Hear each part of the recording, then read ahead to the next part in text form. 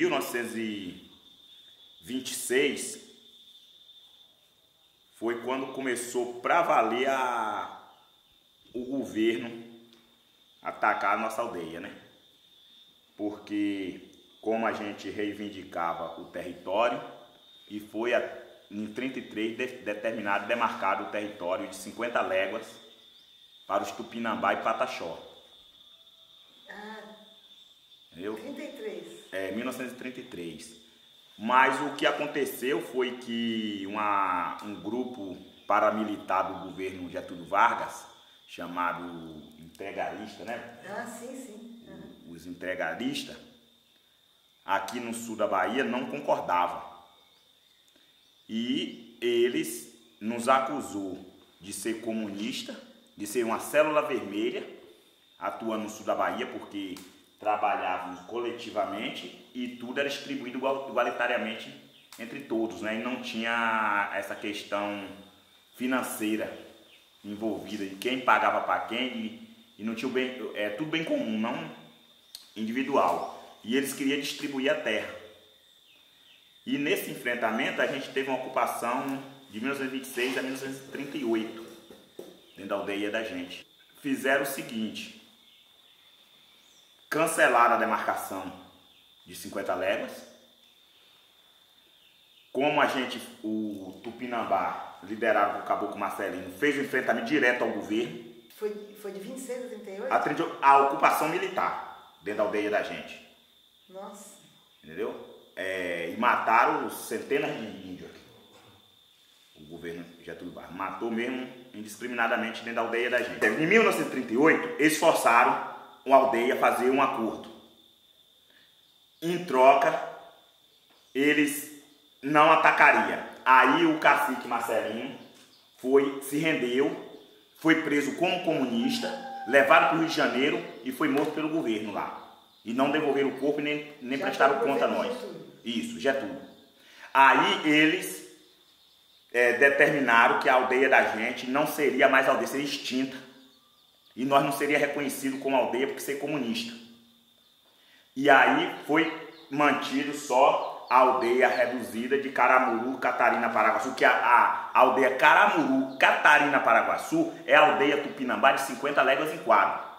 Eles, para mascarar, eles reduziram, criaram uma aldeia Caramuru, Catarina, Paraguaçu, porém com 54.100 hectares, que é essa que os Pataxó lutou e ganhou agora.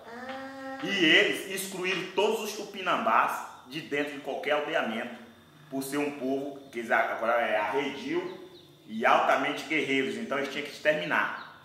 Aí tinha veio um problema de varíola. Varíola e um tipo sarampo, viu? Aí acabou com a metade do povo também. O relato que a gente tem é que nós aqui, nessa região nossa aqui, morreu 66 mil pessoas nesse período. Isso nos anos 40? 40 a 51. De 40 a 51. Porque após os Tupinambás enfrentar a tropa do governo armada aqui dentro e eles não derrotar nós e forçar a rendição do cacique Marcelino e ele ser levado, aí eles resolveram distribuir as terras. Só que os índios não aceitou que eles fizessem a reforma agrária aqui dentro. Então eles publicaram nos jornais, depois convocando pessoas de outros estados para vir morar na região. Então tinha que substituir uma população por outra, né? E a nossa era indesejada. Até que o governo veio e intimou para um outro acordo. Os índios teve que aceitar ITR, Imposto Territorial Rural. O doutor Almeida era o braço do governo dentro da aldeia. E se não aceitasse? Oi? Fazendeiro? Não, ele era um delegado de terra, que foi destituído para expulsar os índios, pegar daqui, levar para o restante dos índios para Monte Pascoal, ou lá para o aldeamento de Santa Rosa. Para quem não sabe, o aldeamento de Santa Rosa é Caramuru, Paraguaçu. E entregar as terras daqui para colonos que vinham de Sergipe, de outros lugares que eles chamavam. Isso que não aceitasse, eles mandavam. E ele tinha 180 homens, 180 pistoleiros jagunços a serviço dele. Aqueles que não aceitavam, eles matavam. E aí tirava da terra e levava. Peraí, então agora é mais... Aí já passava aquelas terras para os fazendeiros.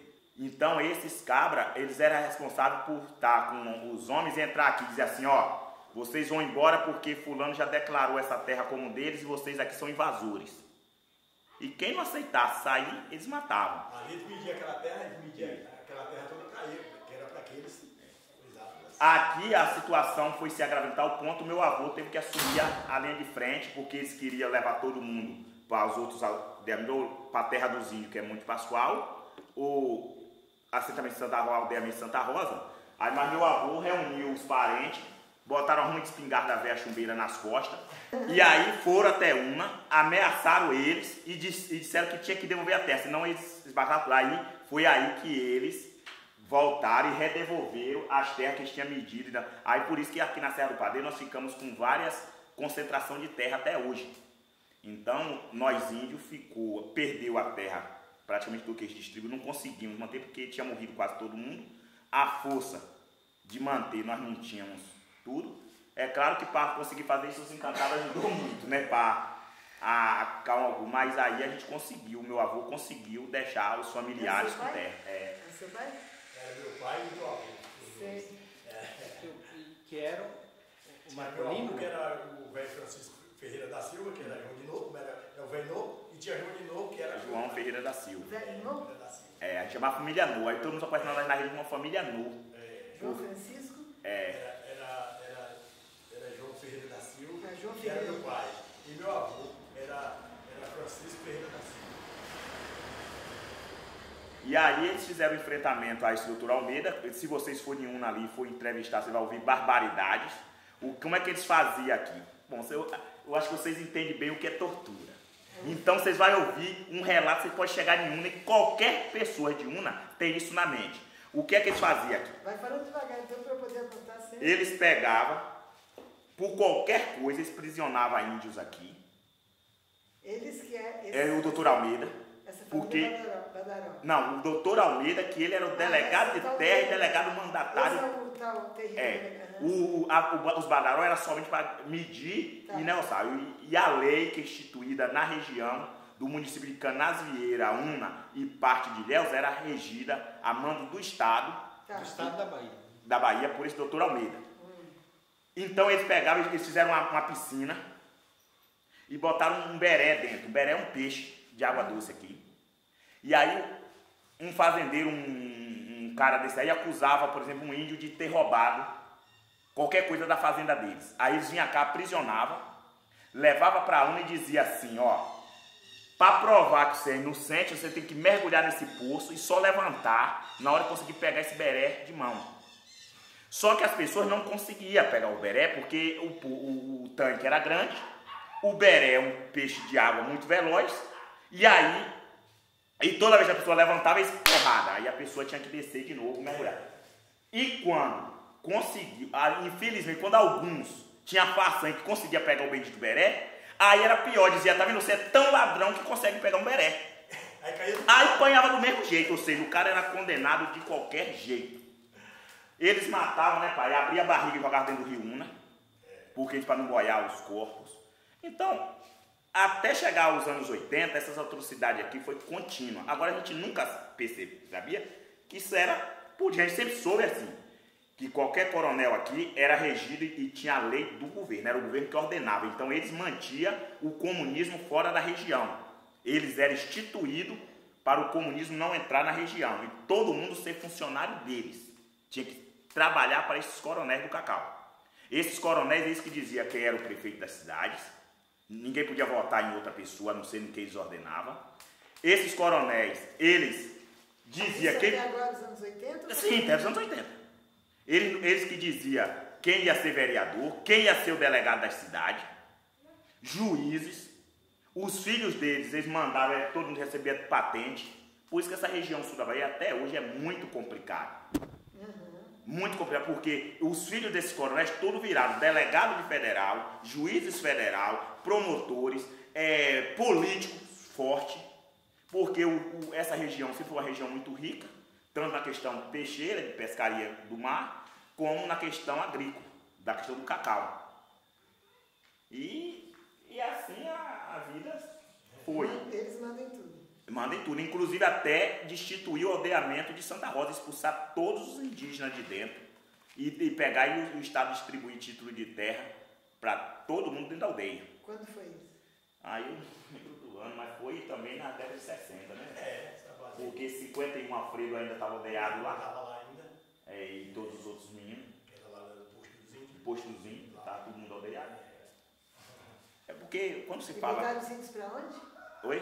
Não, expulsou. Aí depois desses negócio tudo aí, nos anos 60, nos anos 50 e 60, eles extinguiu, o governo da Bahia extinguiu o aldeamento Caramuru, Catarina, Paraguaçu, distribuiu os títulos de terra lá dentro para os fazendeiros. Aí não era dos Tupinambá. Não. Não, era muito Tupinambá levado para lá, que ainda Nailton é um índio Tupinambá, é meu primo. Ah, E vários outros, né? Então a gente está polvorizado, e nós Tupinambá foi polvorizado em vários lugares. Mas a gente não podia sair daqui porque aquele nosso lugar sagrado a gente não pode abandonar, tem que resistir. claro. Entendeu? Agora vocês não estão ameaçados. Oi? Agora vocês não estão O ameaçados? governo nunca parou de ameaçar nós. Nunca parou, não. A gente, você tem noção, depois de 80, veio a CEPRAC. A CEPRAC queria, de qualquer jeito, que a gente entregasse, titulasse as terras, fizesse não sei o quê, e a gente resistiu. E aí essa CEPRAC investiu muito em fazendeiro na região. O que é CEPRAC? CEPRAC é um órgão do governo federal que investe na agricultura, mas mais para agronegócio mesmo que para pequeno, né? Então eles queriam que as terras pequenas fossem vendidas. Veio Ângelo Calmon de Sá, para aqui queria comprar a região toda.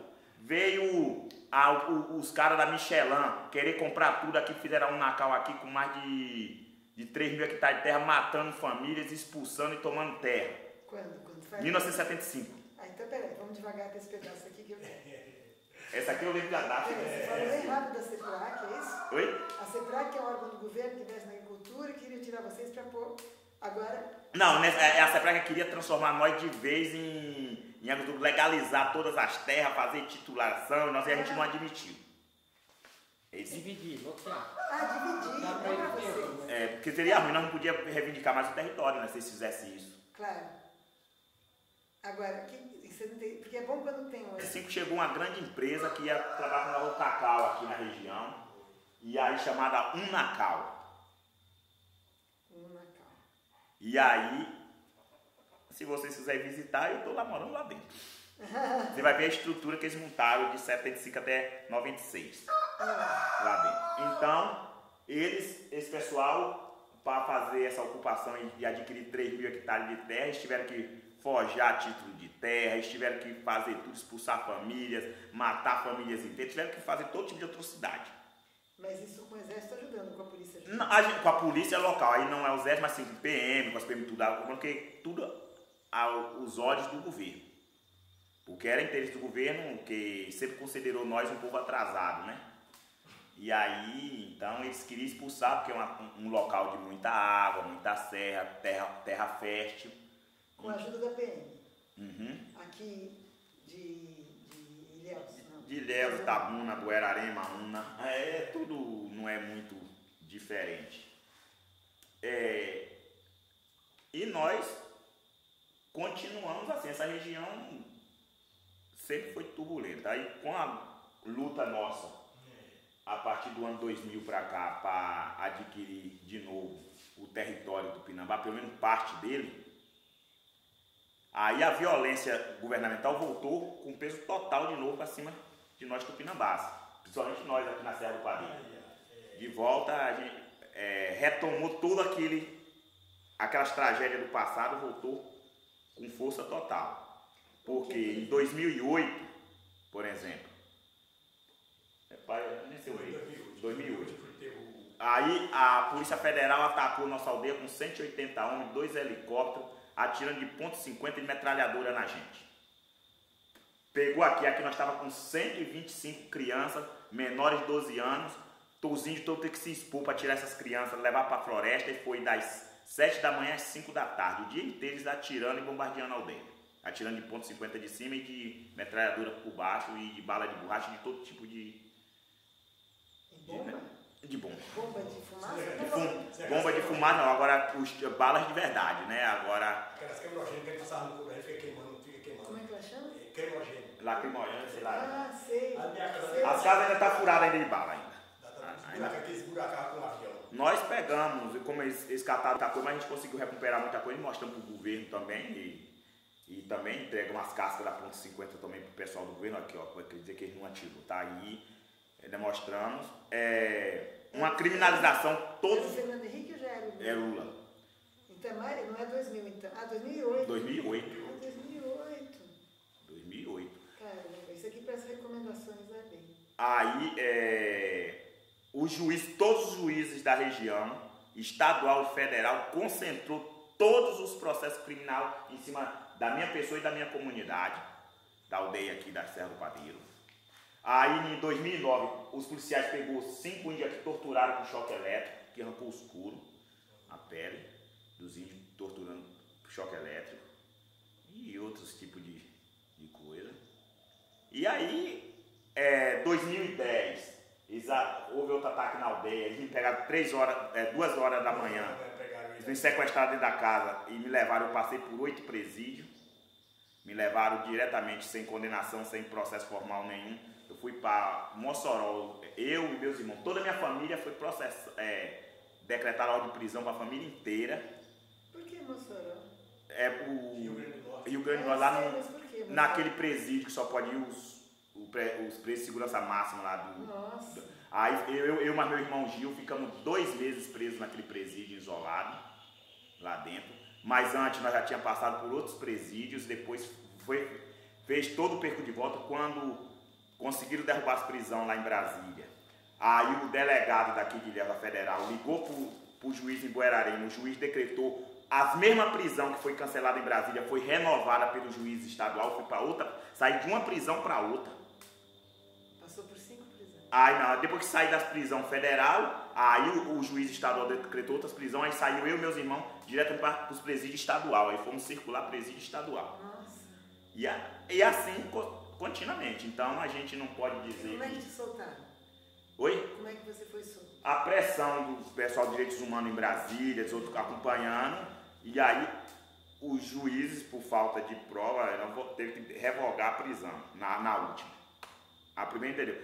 Porque eles declararam que a prisão é declarada porque o que a revista Época publicou, a República Veja, e os que os jornais falavam. Então eles estavam determinando prisões baseadas no que os jornais falavam. Uhum. Então a gente sempre entendeu que essa questão toda é política, e por causa da terra Tupinambá, que é uma terra bonita, uma terra sagrada, e eles não querem que a gente viva dentro da nossa terra, em paz. E entendo que o governo continua fazendo a violência, praticando a violência num dia que o ministro há 3 anos com a terra da gente na mão, para publicar a portaria declaratória, que já é demarcada, e ele não faz. É um juiz? Um ministro? Não, ministro, Luiz Eduardo Cardoso. Ah, claro, o ministro não é do Supremo, é o ministro da Justiça mesmo. Então... A terra já está demarcada? Já foi publicada no Diário Oficial da FUNAI, da União. As contestações dos fazendeiros já foi feita, já foi derrubada há mais de 2 anos. Os fazendeiros perdeu, mas falta só o ministro declarar. E ele se recusa por ações políticas. Os mesmos políticos, os mesmos filhos dos coronéis, continua impedindo. Qual é o tamanho da área que foi demarcada? Até Olivença é minuto. Quem tinha 50 léguas em quadro, nós só reivindicamos agora 47.350 hectares. Que vai ficar, só ter que viver mais de 10 mil índios. 47.350 hectares. E aqui que eles mediram aqui, deu 71 mil hectares de terra aqui. Aí o governo fez recuar para esse tanto. Quem que deu 70 mil? Não o estudo recente feito. Aí desceram aqui, passaram um bocado de dia aqui medindo por fora tudo. E aí, quando chegou lá, eles recuou mais Aí a FUNAI já reduziu e eles ainda até hoje não dá. Fica essa confusão o tempo todo aí. E continua os políticos ainda financiando tudo contra nós. É pistoleiro, é tudo. Do mesmo jeito, não mudou muita coisa não. De 1926 para cá não mudou muita coisa não. Essa parte que vocês estão contando é importante, porque no relatório vai ter uma parte que chama recomendações. A gente não tem poder, mas a gente pode recomendar, ó, o que está acontecendo, ó, o que os Tupinambá contaram, esse papel está parado na mão do ministro, eles já reduziram muito a terra deles, mas isso a gente pode pôr. É importante ter essas coisas atuais. Agora, tem mais alguma coisa dos anos 60, 70, que você lembre? Eu peguei essa de 75, que eu acho que é a vassoura de bruxa que o Alceprac trouxe para dentro da região, mas que estava mais nosso assunto. Nós Tupinambá, nós somos um povo agricultor. Então a gente nunca teve.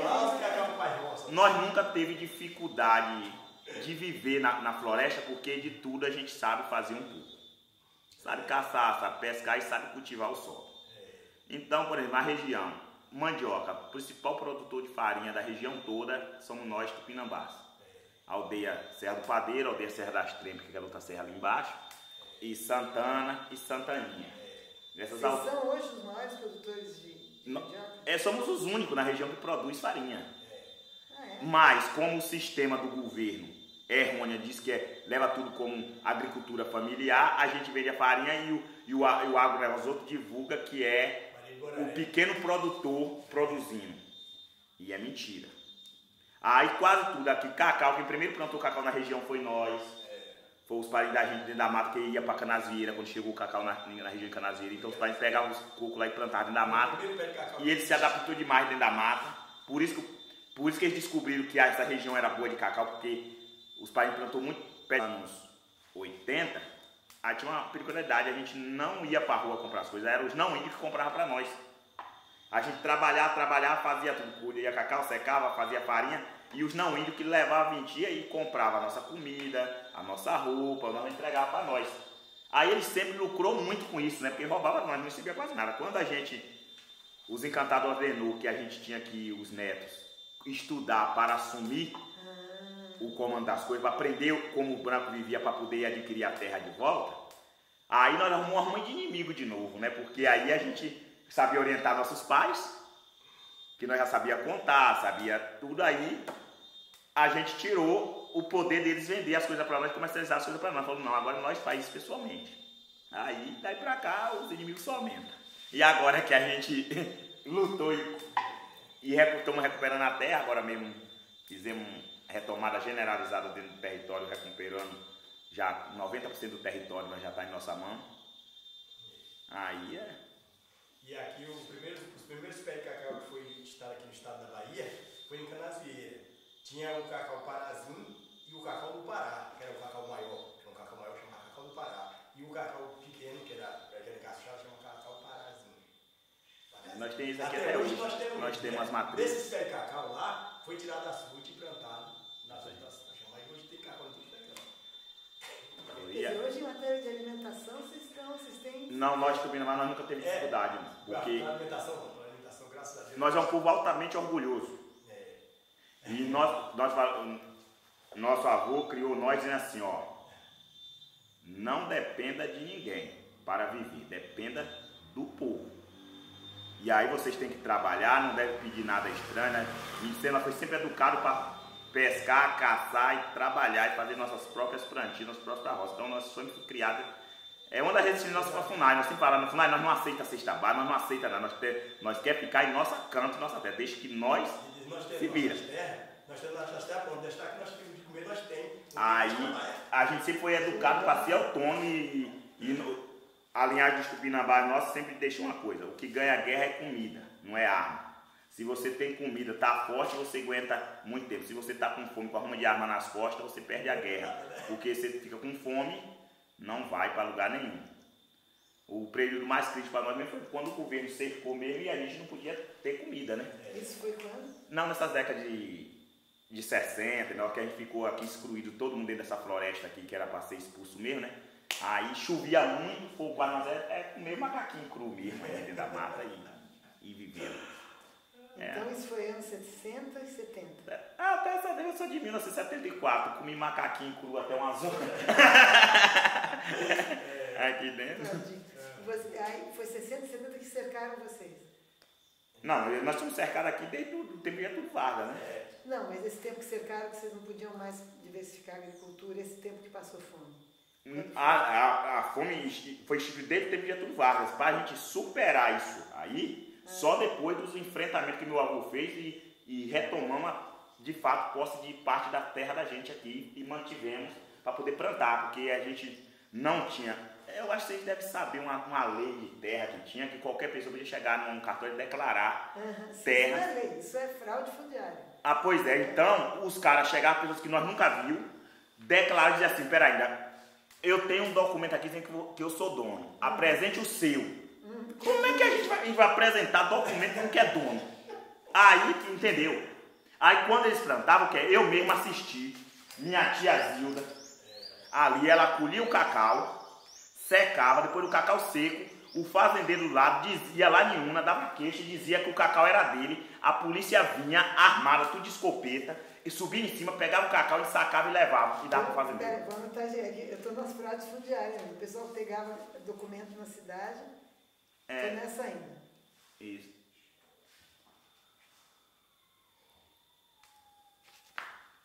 Quer dizer, documento fraudado, né? E sempre esse documento, aliás, quase todos os documentos aqui são desses, né? São dessa época. Não tem documento moderno nessa região de alguém. E como é que foi essa outra coisa que cercaram a terra? Isso, falando. Acontecia regularmente essa questão. Às vezes o índio tinha uma produção muito alta de cacau. Aí colhia, secava. Aí o que é que o fazendeiro do lado fazia? Ia em Una, dava queixa e dizia que o índio roubou, que era dele. Aí já vinha com a polícia, subia em cima e sacava, pegava o cacau e carregava. Ninguém podia dizer nada. Aí imagine, você trabalha, faz que nós você tem o dinheiro de comprar o alimento, é tomado. Tem o pessoal de Nando aqui, né, pai? Como é o nome daquele juiz? Doutor Ivan, o nome do juiz. O juiz veio, disse que comprou uma parte de um dos herdeiros, foi em Una, declarou a terra toda como dele, veio cá, trouxe uma ruma de pistoleiro, armado, derrubou a casa de todas as famílias, botou fogo, botou todo mundo pra fora e assumiu tudo. Isso aqui era rotineiro, essas questões. Isso era quando? Isso foi dentro aí. Foi 76, 77.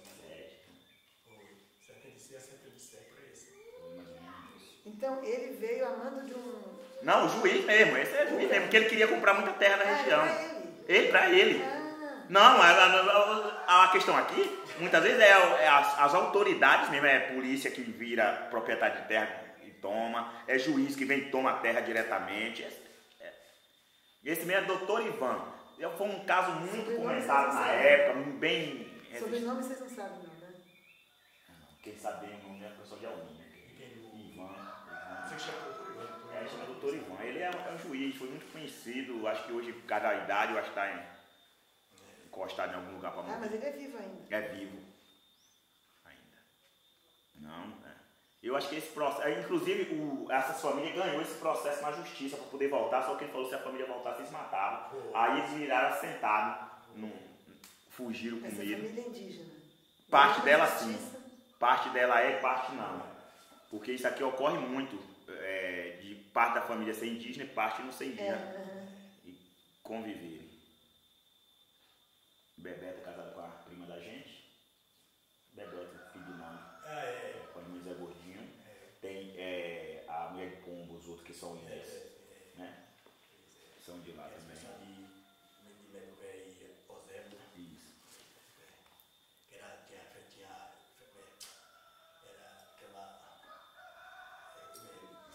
Joana Preta. O Pataxó seria bem mais perto por aqui. Mas agora, como está chovendo, aí você tem que voltar para o Guararema e fazer o retorno, né? Aí lá perto da cidade de São José da Vitória entra, que vai para Una. Ou se não, vai por Ilhéus, pela BR-001. O Marcolino era Tupinambá, era Pataxó? Marcelino?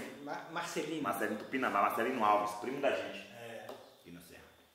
Ele já era parente do seu avô? Tanto que o filho desse homem, de Marcelino, aí minha avó tinha casado com um homem, aí depois se largou essa coisa, morreu, não sei como foi, aí casou com o filho dele. Menino. Aí os filhos saiu tudo. Nós temos Pedro Colega, Pedro Pinto, Marcelino foram os líderes que liderou o confronto contra o governo e reuniu para enfrentar o governo. Qual dos confrontos? Pois é, foi em 1926. Ah, esses lá para trás? Esses lá para trás, que era quando o governo queria fazer a intervenção das pontes para começar a botar pessoas aqui dentro, acusou nós de ser comunistas. Mas isso se deu, porque a gente tem terras prometidas, nós tupinambás somos o único povo de contato, de primeiro contato, que nunca teve direito à terra no país, porque esse é um povo de enfrentamento, que não aceita ordem do governo.